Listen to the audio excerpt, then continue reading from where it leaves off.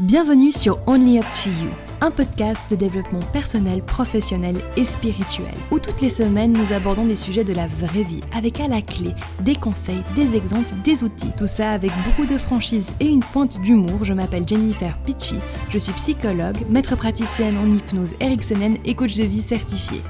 Et bonjour à tous, j'espère que vous allez bien. Alors aujourd'hui, on va commencer une mini-série sur le déconfinement. Comme on commence à gentiment à pouvoir sortir le bout de notre nez et avoir la lumière au bout du tunnel, beaucoup m'ont demandé de faire en fait un épisode sur l'après-confinement. Et sur les réseaux sociaux, en fait, il y avait deux questions qui sont revenues de manière fréquente et récurrente. Ce sont les questions de comment savoir ce que l'on veut vraiment, et puis aussi comment ne pas retomber dans les anciens schémas. Donc l'épisode d'aujourd'hui, on va vraiment adresser cette première question, comment savoir ce que l'on veut vraiment, et l'épisode de la semaine prochaine, ça sera justement de comment est-ce que je peux éviter de retomber dans mes anciens schémas.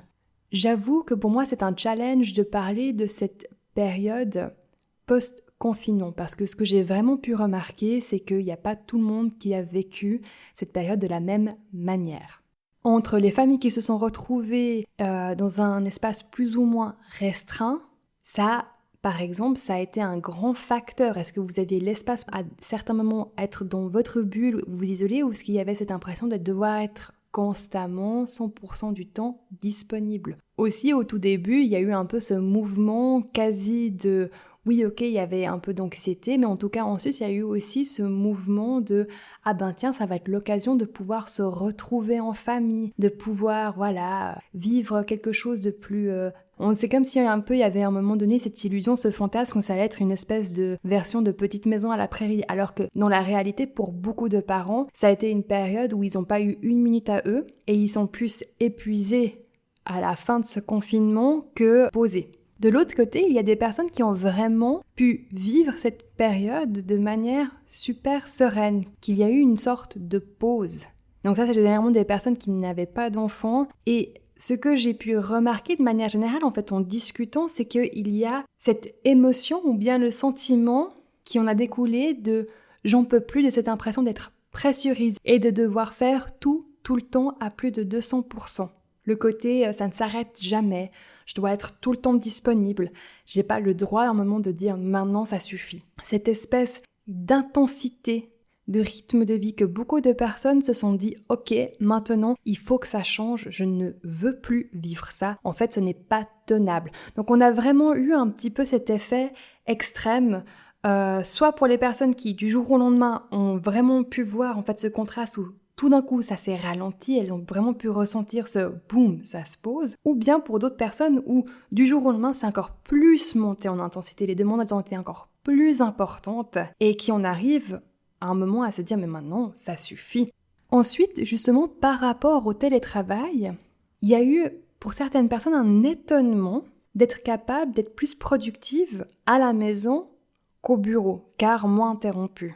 Donc justement, c'est les personnes qui vivent seules et sans enfants, d'accord. Ou bien on a eu l'effet opposé, justement d'avoir eu l'impression de devoir être disponible tout le temps, que les patrons ou les collègues ils pouvaient appeler à peu près à n'importe quelle heure. Il y a eu vraiment pour certaines personnes l'impression que la structure au niveau de l'horaire a été complètement éclatée. Et cette impression d'être obligé de répondre car tout le monde sait que vous êtes à la maison et que vous n'avez, entre guillemets, rien d'autre à faire.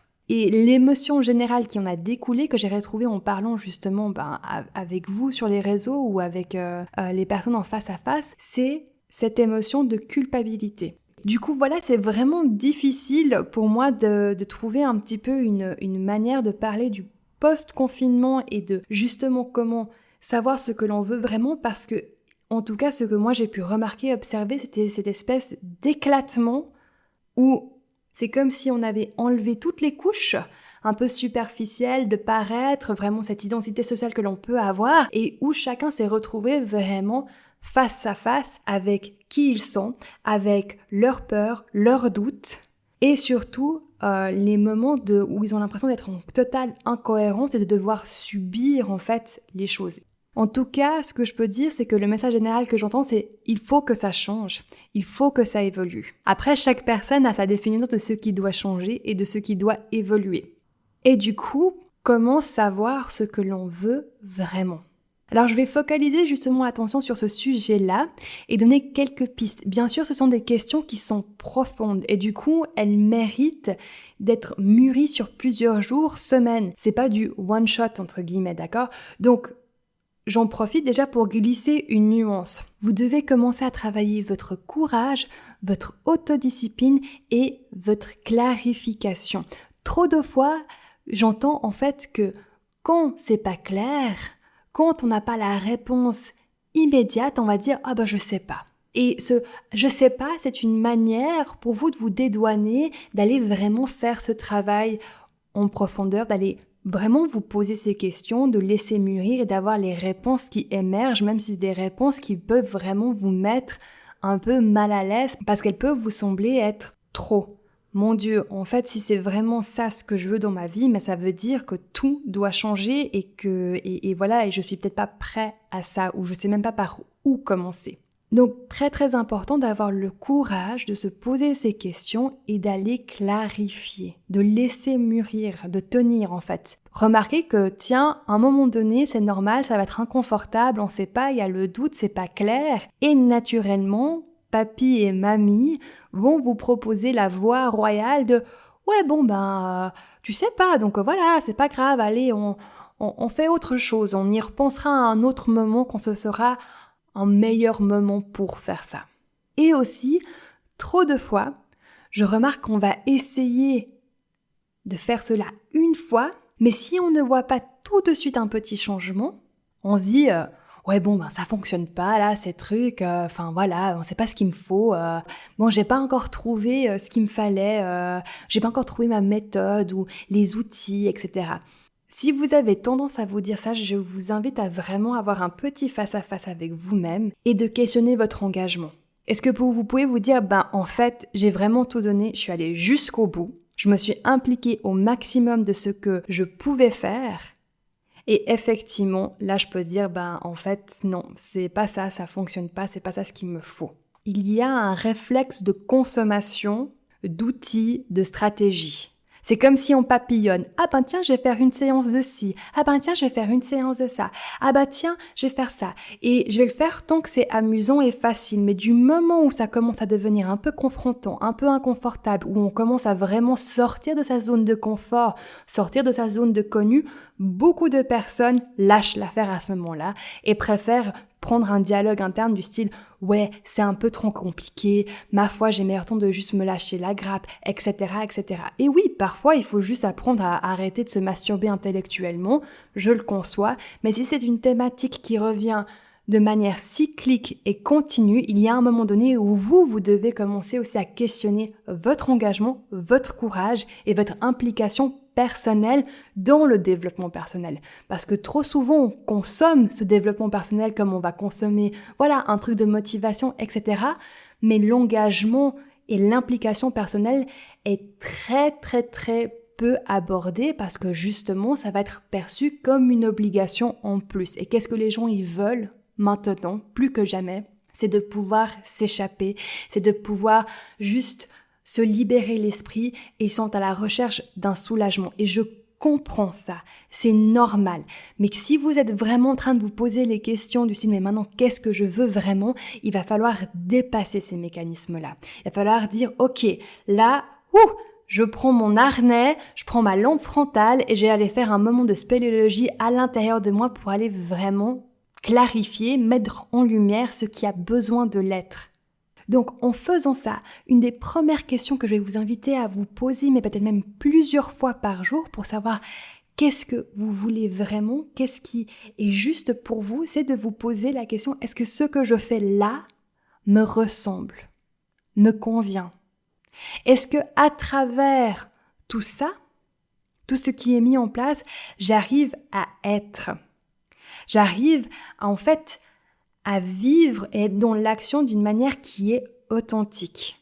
Et cette réponse, elle se trouve dans votre cœur. Donc on va justement parler de commencer à entrer dans votre cœur.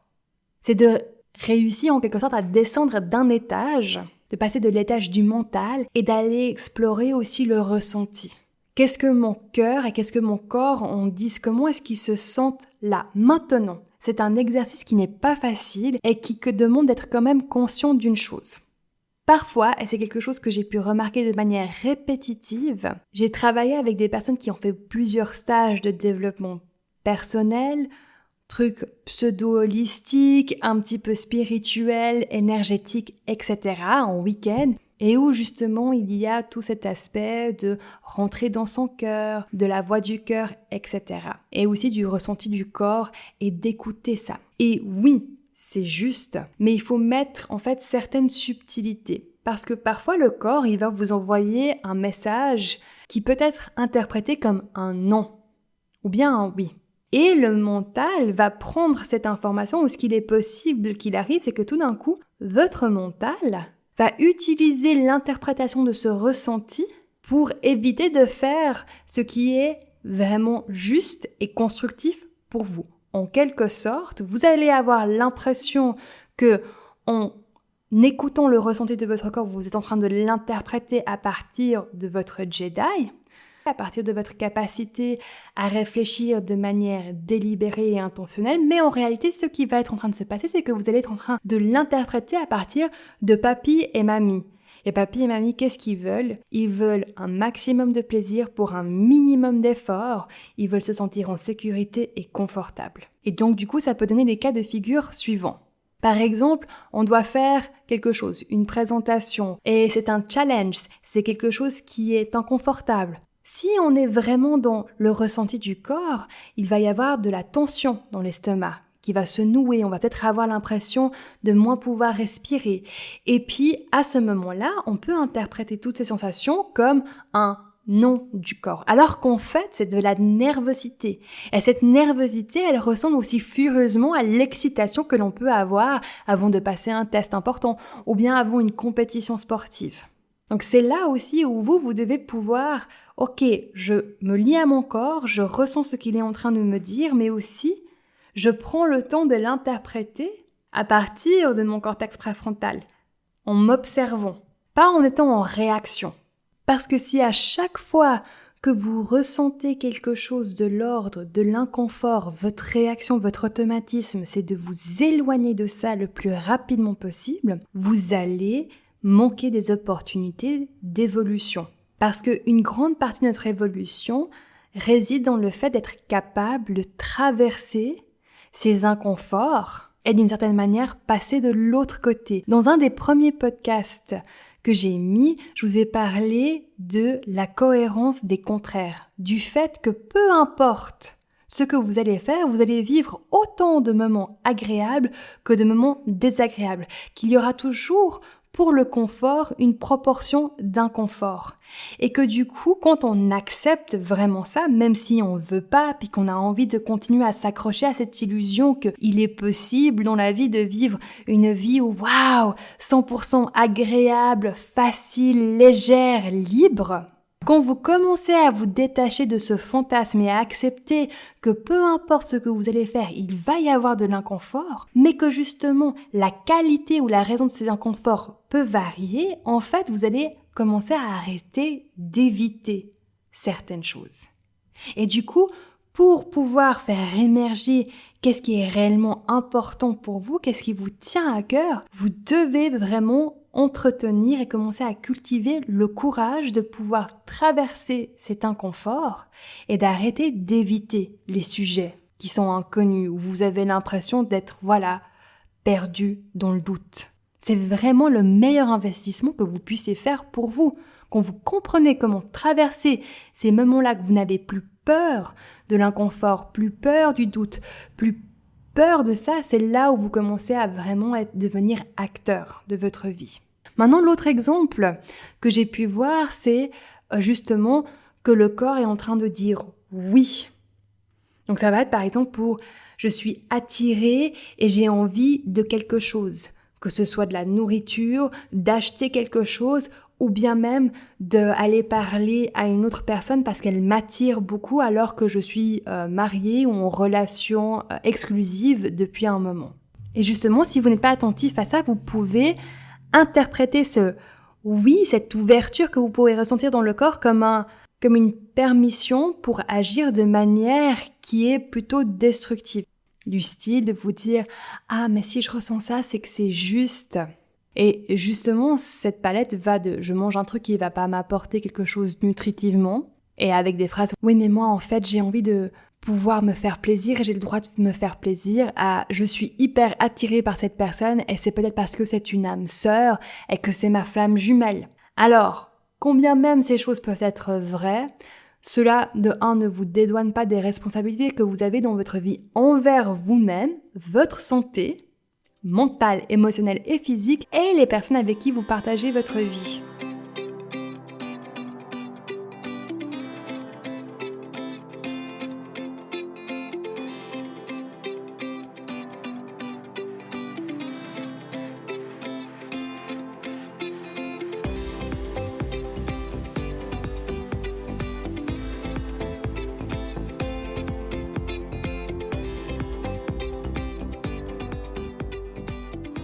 Et ce que je vais vous inviter à faire, c'est de commencer vraiment à observer votre corps, comment il réagit, et de, en premier, identifier quel est l'aspect qui est en jeu. Est-ce que si mon corps est en train de dire oui pour une action qui, finalement, je sais, j'arrive à le concevoir, ne va pas m'apporter quelque chose, est-ce que là derrière, il n'y a pas un sous-entendu que peut-être que j'ai besoin d'un peu plus de plaisir dans ma vie? Et tiens, comment est-ce que je peux approcher, et c'est l'étape d'après, différents domaines, différentes tâches d'une manière où je laisse de la place à du plaisir, mais un plaisir qui va être constructif. Il y a vraiment un truc qui s'appelle le respect. Et trop souvent, parce que vous êtes mal, vous allez manquer de respect non seulement à vous-même, à vos valeurs, mais aussi aux personnes qui sont les plus proches de vous. Donc, où je veux en venir avec ça, c'est de juste vous observer quand vous êtes en train de faire les choses du quotidien et de remarquer si c'est un feu vert ou rouge qui se passe pour vous dans votre cœur, dans vos tripes. Et si c'est un feu rouge, donc premier, privilégiez les questions du style « Tiens, ça ne me convient pas. Comment est-ce que je peux adapter cela? Pourquoi est-ce que ça ne me convient pas, en fait? Est-ce que je peux changer mon approche? Et si c'est par rapport à une relation avec quelqu'un, un proche, d'oser vous poser la question, est-ce qu'en fait, je me suis déjà exprimée clairement à propos de ce que j'ai envie, de mes attentes? Est-ce que j'ai en fait déjà exprimé tout cela à haute voix? Ou bien est-ce que je me suis enfermée dans cette espèce de croyance que quand même, il devrait savoir, c'est logique. Le nombre de fois que j'ai entendu ça... voilà. L'autre ne peut pas savoir ce que vous êtes en train de vous dire dans votre tête. Donc si vous êtes en train de remarquer que dans votre quotidien, il y a des choses avec lesquelles finalement ça ne vous convient pas, vous ne voulez plus ça, ok, identifiez, remarquez s'il y a d'autres manières de le faire et surtout exprimez cela. C'est là où le courage il va de nouveau entrer. Parce que promis, ça va être intimidant. Donc en premier, j'identifie et ensuite, je vois ce que je peux adapter. Et c'est là où le courage il entre en jeu, car c'est inconfortable, ça va demander de l'effort. Et la voie royale sur laquelle papy et mamie vont vouloir vous emmener est celle de l'évitement.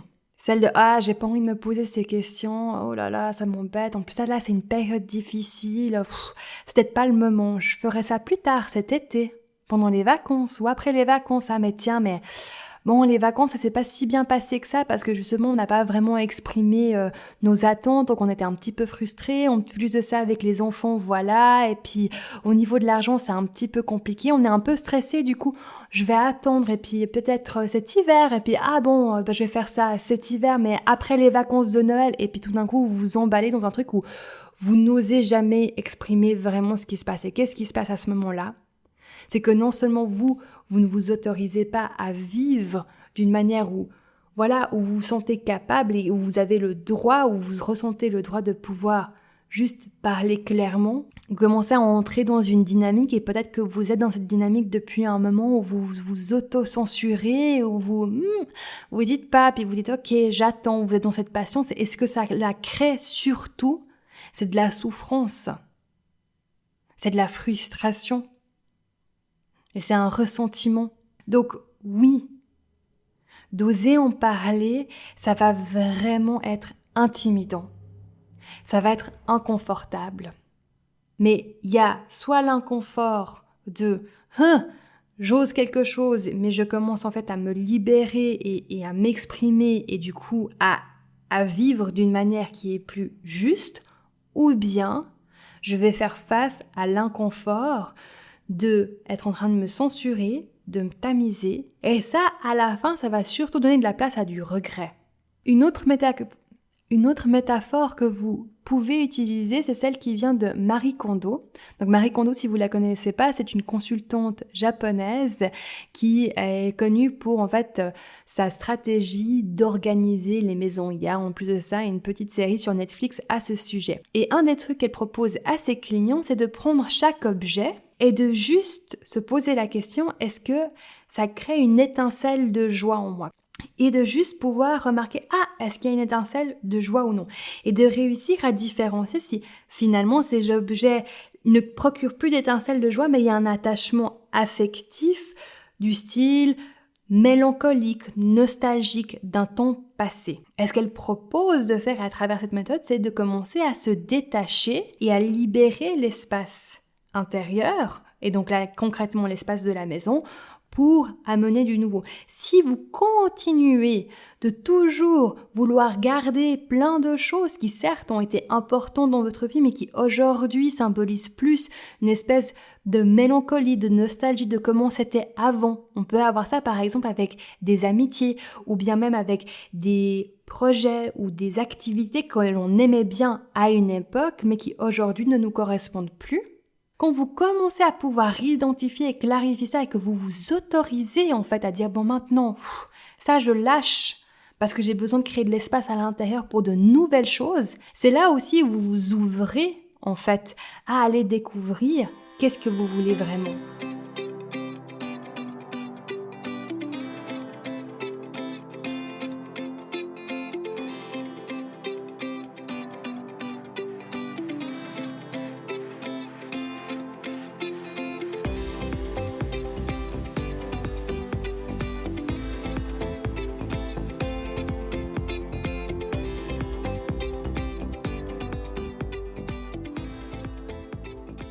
Une autre chose, c'est de clarifier, vous allez voir, ce mot il revient très souvent, les différents domaines de votre vie.